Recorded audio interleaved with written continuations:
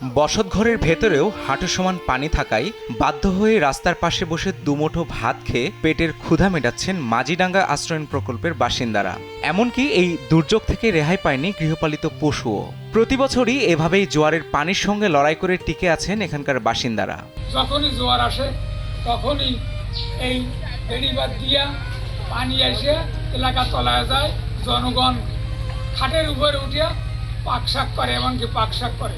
বৃহস্পতিবার দুপুরে জোয়ারের পানি ঢুকে বাগেরহাটের মাঝিডাঙ্গা আশ্রয়ণ প্রকল্প সহ আশপাশের এলাকা প্লাবিত হয়। চারপাশে পানি থাকায় বন্ধ হয়ে যায় চলাচলের পথ।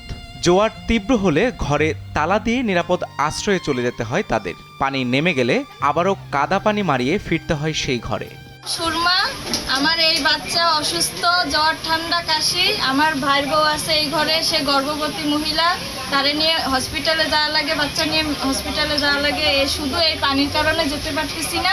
সরকারের কাছে বিনত আবেদন, কিচ্ছুই চাই না, শুধু একটা ভেরির দরকার আমাদের। বাসিন্দাদের দাবি, তারা কোনো আর্থিক সহায়তা বা ত্রাণ চান না। জোয়ারের পানি থেকে রক্ষা পেতে জরুরি ভিত্তিতে স্থায়ী বেড়িবাঁধ চান তারা। স্যান্ডেলিনা সো, রূপচর্চায় আভিজাত্য।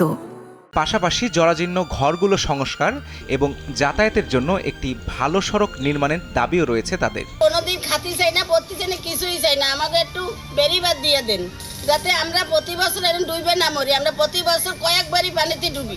বিষয়টি জানার পর সংশ্লিষ্ট কর্মকর্তাকে সরেজমিনে পরিদর্শনের নির্দেশ দেওয়া হয়েছে বলে জানিয়েছেন উপজেলা নির্বাহী কর্মকর্তা।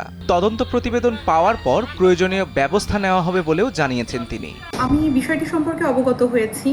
আমি আমার এখানে প্রজেক্ট ইমপ্লিমেন্টেশন অফিসারকে বলেছি সরেজমিন জায়গাটি পরিদর্শন করে আমাকে রিপোর্ট করতে, এবং আমরা ওনার রিপোর্ট অনুযায়ী ব্যবস্থা গ্রহণ করব।